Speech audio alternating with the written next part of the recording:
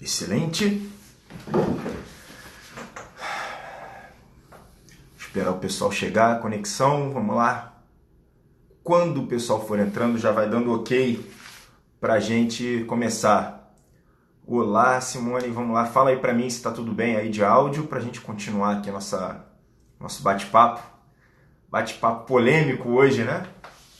Polêmico, mas vai ser bem legal. Vocês vão se divertir aí para a gente poder raciocinar juntos. Excelente. Pessoal chegando. Entrei aí um minutinho antes, propositalmente, para a gente poder conseguir unir aí um povinho, meus nobríssimos guerreiros, para que a gente consiga fazer esse bate-papo aqui, né? E a pauta de hoje é violência. Aproveitando o gancho que aconteceu agora recentemente, não vou falar diretamente sobre isso, mas no final vou dar aí meu panorama júnior e vai ser bem legal, tá? Vocês vão ver, a gente vai conseguir pensar sobre aspectos que eu tenho certeza que muitos passam aí despercebidos. E eu sei que é cedo, né? Quinta-feira eu tenho outros compromissos ainda à noite, tenho aula à noite, então é difícil eu conseguir unir todos os compromissos na agenda certinho, tá? Então vamos lá, vai ficar aí gravada para quem não puder ver, não tem problema. Uma aulinha aí de 15, 20 minutos, beleza? Então vamos lá, pessoal, vamos começar então abordando sobre o tema violência. E a primeira coisa que a gente precisa dizer é exatamente ao contrário da violência, né? O que seria, na verdade, o contrário da violência? Seriam grandes homens que definitivamente chegaram a um patamar superior, né? Um santo, mestres espirituais e pessoas que definitivamente chegaram lá em cima, dominaram todo tipo de impulso e consegue se expressar através da não violência, né? Isso acontece, isso é possível, esse é o caminho que todo mundo deveria seguir. Mas vamos falar agora sobre a parte que não é tão nobre, né? A parte que vai tocar agora nós, seres humanos, réis mortais, que ainda estamos nos rastejando, que ainda não conseguimos, né? Então, eu quero hoje abordar exatamente sobre esse tipo que somos nós, né? Pessoas de carne e osso que ainda não conseguiu chegar nesse extremo, nessa elevação, embora a gente já saiba que esse é o caminho. Queria começar essa aula falando exatamente sobre isso, né? Que esse é o caminho, beleza? Não sou pró-violência nem nada disso, mas vamos falar agora sobre o que é a violência. E aí a gente precisa agora voltar lá para trás, lá nos tempos dos nossos primórdios humanos, aonde a gente tinha uma interação direta com o meio ambiente, com animais, com predadores, né? E vamos falar também sobre a violência no meio animal, né? Que é uma atitude tipicamente animal. Quando que o animal precisa ser violento? Bom, ele está caçando, ele está degladiando por uma fêmea, né? Isso é muito comum. Ele está, por exemplo, se protegendo de algum perigo. Então ele precisa ser violento em diversas formas, tá? Então, é um ato típico animal que o ser humano também possui um animal dentro dele que ainda não consegue controlar. Ele ainda não se expressa na sua soberania humana para chegar lá nos níveis que a gente falou no início da aula, perfeito? Então, nesse momento, a gente entende que a violência tem um caráter bem mais ligado à carne, ao setor animalesco do ser humano, beleza? E ele é intimamente ligado com a testosterona, tá? Quanto mais você tiver níveis de testosterona, maior vai ser a sua chance de ser possuído pelo ato violento. Então eu entendo que aqui a maioria, o público é feminino, né?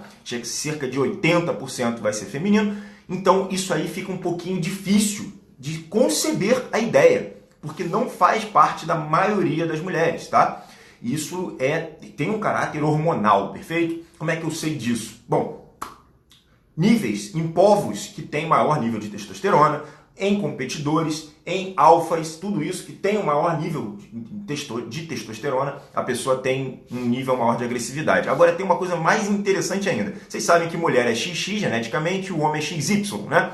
Existe uma doença de cromossomo onde o homem tem o XYY, perfeito? Esse cromossomo Y se repete no código genético e ele vira um super-homem. O que ele é? Um muito homem. E essas pessoas, XYY, têm uma produção ainda maior de testosterona. E como é que a gente vê, como é que a gente sabe disso? População carcerária, beleza? Então essas pessoas que têm o XYY são muito homens, né? Seriam tipicamente ainda mais produtores de testosterona. Essas pessoas têm um índice de agressividade maior. Então foi feito estudos em penitenciárias onde essa policromossomia vai ser mais achada lá na penitenciária. O que é bem interessante, né, de se estudar, porque isso vai permear tudo a nossa aula de hoje. Bom, então a gente falou sobre o lado animal, a testosterona, perfeito? E eu queria também fazer um cruzamento que é, na verdade, uma separação entre a agressividade e a violência. São duas coisas completamente distintas, onde a agressividade tem a ver com maior imposição. Isso é necessário em grande parte da nossa vida. Não vou também falar hoje sobre agressividade, vamos falar sobre o ato violento mesmo, né? O ato violento, que é a expressão física dessa agressividade. Eu não estou nem falando de violência verbal, perfeito? Estou falando de violência mesmo. Detalhe.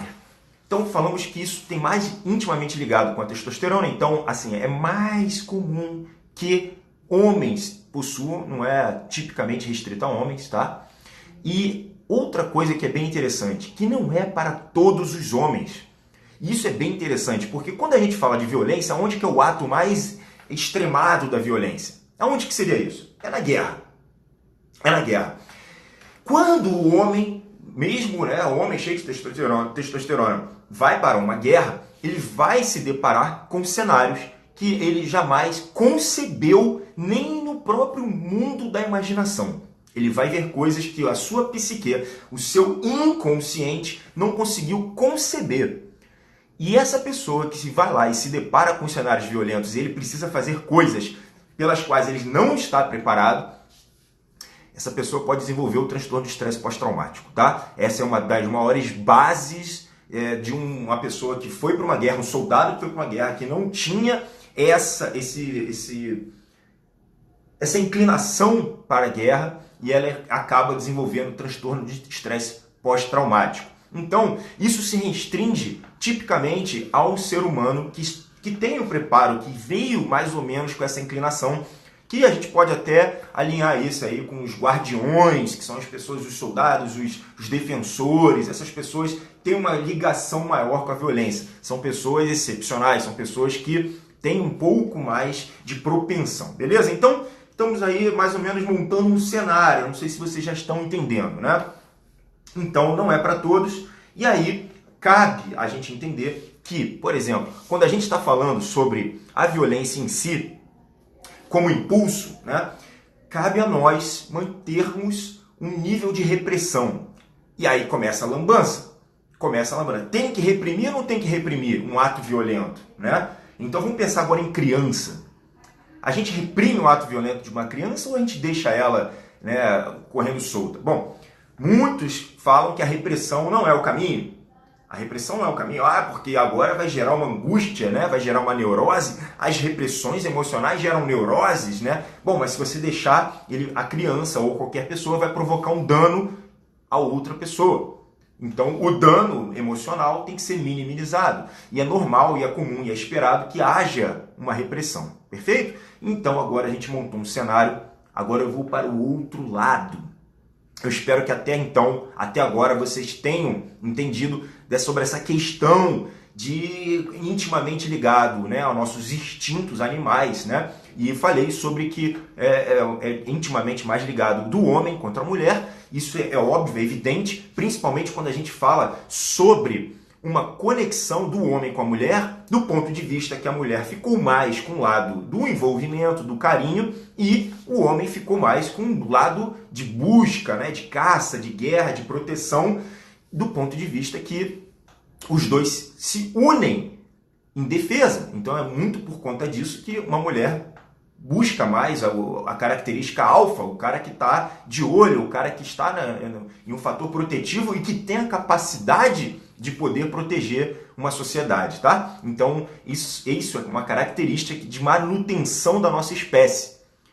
E isso também agora a gente fica claro do ponto de vista que a violência vai sempre precisar existir enquanto tiver um violento no mundo. Olha que coisa interessante, porque quando você pensa num cenário completamente sem violência nenhuma, sem qualquer nível de violência, ele é um cenário utópico. Ele não existe de uma forma real. Só vai poder existir no dia que a última pessoa violenta não tiver mais propensa à violência. Então, a violência, de modo que exista paz, primeiro vai precisar existir a potência da violência. Ou seja, eu vou primeiro conceber a violência, eu vou conceber a arte da guerra, eu vou estar preparado, mas, aí agora entra a segunda parte da aula, eu tenho que saber quando que eu posso usar a violência. De modo que haja paz, mesmo que não tenha violência, você precisa se preparar. É como se fosse uma paz armada. Por quê? Porque pode vir a existir. E se vocês não estiverem preparados, e agora que eu falo mais ou menos do ponto de vista feminino, né? Como a gente está falando para a maioria feminina, começa a existir também uma função feminina na parte de violência, porque as mulheres agora elas estão seguindo o próprio caminho, né, pelo feminismo, né? Estão se desvirtuando dos casais, estão desvirtuando dos papéis, mulheres estão pegando os papéis dos homens no trabalho e por aí vai, né? Os homens estão perdendo a posição alfa deles, né? Isso é outro assunto para outra live, mas agora acaba que uma mulher está seguindo o próprio caminho sozinho com as suas próprias crias. Então é possível que a mulher também tenha que criar, muito embora nos nossos milhões de anos, milhares de anos, na verdade, né? Nossas centenas de milhares de anos que nós estamos na Terra, isso não vem acontecer de uma forma expressiva. Perfeito. Então, vamos voltar agora sobre o ponto. Então, violência. Existe algum momento em que você deve e pode usar a violência? Sim! Quando? Então, vamos aos itens. Vamos aos itens para a gente poder entender quando e como que acontece isso. Primeiro ponto que eu julgo necessário aqui para a gente explicar é: você só usa a violência quando todos os outros recursos já se esgotaram. Então, é uma pessoa que já tentou conversar, que já usou argumento, que já tentou a repressão própria, que já tentou inclusive ignorar. Tentou isso tudo? Esse é o primeiro crivo, tá? Esse é o primeiro crivo, esse é o primeiro ponto que você começa a falar, bom, beleza, já tentei de tudo. Segundo ponto, olha que interessante, é quando a violência está já acontecendo. Não vai dar tempo de você tentar tudo, certo? Então, até lembro de uma história minha que aconteceu comigo. Eu fiz um ano sabático, eu viajei, né, com um amigo meu e o cachorro. E o meu amigo se envolveu numa confusão, ele se envolveu e ele não é de briga, né? Ele não é uma pessoa violenta, não é nada disso. E tinham 3 pessoas batendo nele, né? Batendo fisicamente, eu longe. Bom, o que você faz numa coisa dessa, né? Você fala, bom, a violência já está acontecendo, né? Se eu não fizer nada, o meu amigo, que eu sei que não é uma pessoa que vai buscar violência, iria, sei lá, talvez vir a ser assassinado, né? Então, eu tive que intervir. Isso aconteceu em outros momentos da minha vida, com outros amigos, inclusive, né?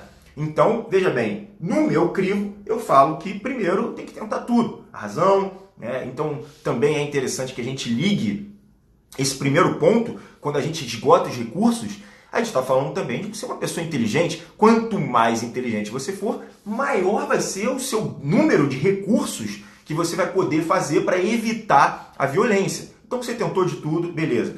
Se já está acontecendo a violência, você pode ter que agir, né? Pode ser que seja necessária essa intervenção.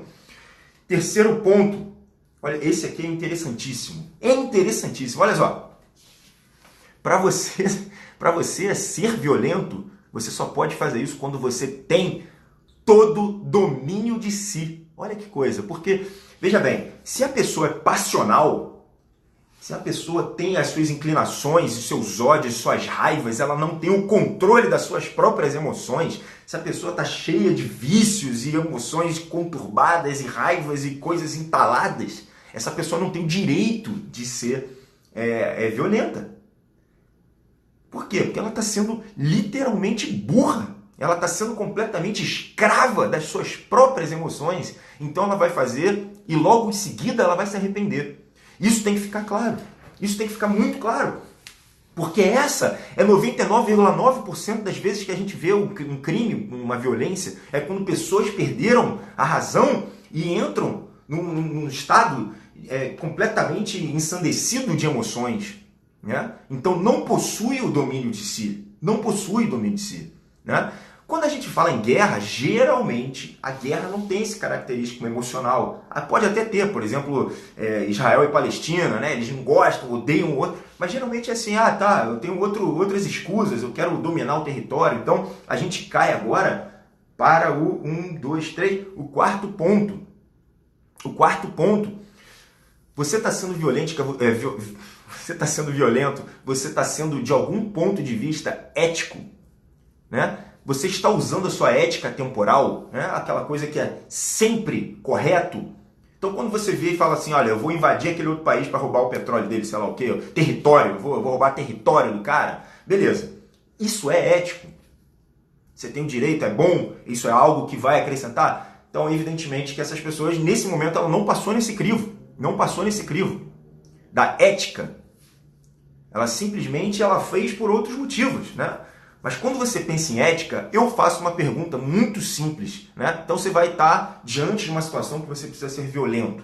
Beleza, olha, está acontecendo uma tragédia, né? Está acontecendo a gente está sendo vítima de alguma coisa. Alguém está tentando fazer uma maldade comigo, com os meus, né? Eu já tentei aqui todos os meus recursos possíveis, já tentei aqui tentar meus freios, né? E tal, e ainda assim continua. Essa pessoa vai ser. Eu faço uma seguinte pergunta: você vai ser violento? Você vai ser violento. Se você estivesse diante dessa situação 1000 vezes, você repetiria esse ato? Pergunta isso toda vez que alguém aqui foi violento, toda vez que você viu alguma violência. Essa pessoa fez essa pergunta, olha só, se eu estiver diante dessa mesma situação 1000 vezes, eu serei violento? Porque eu, Bruno, quando eu tive de ser violento para tirar amigo meu lá nas agressões que tiveram, foram 2 na verdade, eu me arrebentei todo, na primeira situação eram 3 homens, na outra situação eram 6 homens, tá? E aconteceu mesmo, foi uma fatalidade mesmo, né? Eu teria repetido isso 1000 vezes, porque era meu amigo ali diante, né? Era um grande amigo meu, não era conhecido, um grande amigo meu. Então, se eu tivesse feito isso, eu jamais poderia dormir de novo. Eu jamais poderia ter ficado tranquilo com essa questão que eu fui passivo por medo. Né? E aí não teria passado naquele outro crivo, o terceiro crivo de domínio de si mesmo. Se você deixa de ser violento porque você tem medo, você está também agindo de uma forma emocional. Né? Deixo até agora uma pergunta para vocês. Qual é o oposto? Qual é o oposto do medo? Alguém sabe me dizer aí? Coloca aí no comentário. Alguém sabe o oposto do medo? Alguém sabe o oposto do medo? Coloca aí, pode colocar. Não é coragem. Não cai nesse erro, não. Coragem é uma ação apesar do medo. Alguém sabe qual é o oposto do medo? Pode escrever aí. Não é coragem. Não é coragem. Bom, vou falar no final da aula, beleza? Então, vamos para o último crivo que você precisa. Agora você já perguntou, né, sobre se você agiu com ética, se você teria feito isso 1000 vezes diante da mesma situação, né? Bom, agora você precisa pensar: esse meu ato violento terá como qual resultado? Qual resultado eu quero atingir? Qual resultado eu quero atingir com esse meu ato violento? Por quê? Porque se você está batendo em alguém, que foi o caso aí do Glenn com não sei quem, né? Puxa vida, num debate intelectual, você vai agredir, você está dando margem a um problemão, porque esse cara aí vai usar isso como um problemão, como vítima, e acabou. E para quê? Por causa de um tapinha que você se descontrolou emocionalmente, você não passou em nenhum dos crivos. Vocês que assistiram essa aula de agora, vocês vão poder dizer do Augusto Nunes, essa agressão do Augusto aí pro outro, isso vai dar um problema, vai dar processo. Não atingiu o que ele queria, não atingiu aqui o estudo do resultado, foi, né, o último crivo. Ele agiu emocionalmente, não sei se ele teria feito isso 1000 vezes, né? Eu não sei. Olha, um debate intelectual você tem que espancar o outro intelectualmente. Simples assim. Sem as emoções, sabendo que você é ético. E aí sim, você fala, olha, eu já tentei de tudo. Eu tentei usar todos os meus argumentos, eu ignorei a pessoa, né? E essa pessoa continua oferecendo perigo para mim. Essa pessoa vai me destruir, né? Essa pessoa vai destruir os meus, eu tenho que fazer alguma coisa dentro desses crivos. É totalmente diferente o cenário. Totalmente diferente. E aí, nesse momento, você fala, bom, olha, não estou dizendo quem tem o sangue de barata, né? De fato. Porque quando a gente chega e fala, vou dominar as minhas emoções, a impressão que dá é que é uma repressão muito intensa, né? Mas tem que ser feito em alguns momentos. Tem que ser feito, senão a gente vira pessoas agressivas. Vai virar barbárie, volta a barbárie. Volta a querer todo mundo se agredir, né? E aí isso não tem limite.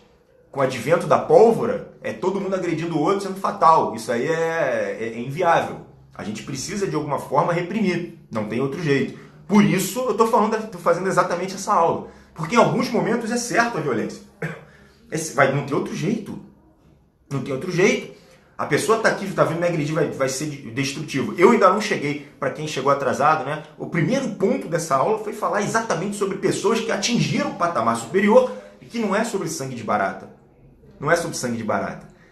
Quando que acontece isso? Quando que a pessoa chega lá no primeiro ponto que a gente falou da aula, esse grau de superioridade? Quando que a pessoa chega? Bom, essa resposta vai bater exatamente com o que eu acabei de perguntar aqui. Qual é o oposto do medo? É o amor. Quando você consegue agir por amor, quando você consegue de fato ver o amor do outro, você não vai ter mais o medo. E a violência, ela é intimamente ligada ao medo. É claro, você está vendo algo que oferece perigo para você e para os seus. Você tentou absolutamente de tudo e agora você precisa ser violento, né? Você já tentou, você já passou pelos crivos, você já tentou todos os recursos. Você está diante de uma violência, você tem o domínio de si, né? Você não está fazendo isso por um ato passional, descontrolado. Você repetiria isso porque isso é ético, você repetiria esse ato 1000 vezes, você não é uma pessoa que vai se arrepender disso, né? Você não tem mais o medo, você já controlou o medo e você sabe mais ou menos qual é o resultado que você quer atingir com esse teu ato violento. Chegou nisso? Beleza, então é isso. Seja violento, né? Seja violento, porque agora está tudo mais ou menos indicando que você precisa fazer algo, que você precisa agir. E aí sim, você agora é quase que um ato de amor. Quase não, é um ato de amor. Você dominou tudo, o oposto do medo é o amor. Você age por amor. Ah, mas como é que é isso? Você está dizendo que poxa, o cara vai matar o outro por amor? Às vezes acontece. Quando os 300 de Esparta deram a vida lá no Hot Gates, nas Termópilas, né? O que aconteceu ali? Ele falou, olha, tá vindo o rei Xerxes para cá, né? Xerxes, enfim, tá vindo para cá. Os árabes vão dominar a cultura ocidental. A gente não tem como unir a Grécia tão rápido. Vamos lá, 300 guerreiros vão dar vida lá. É um ato de amor. Por quem?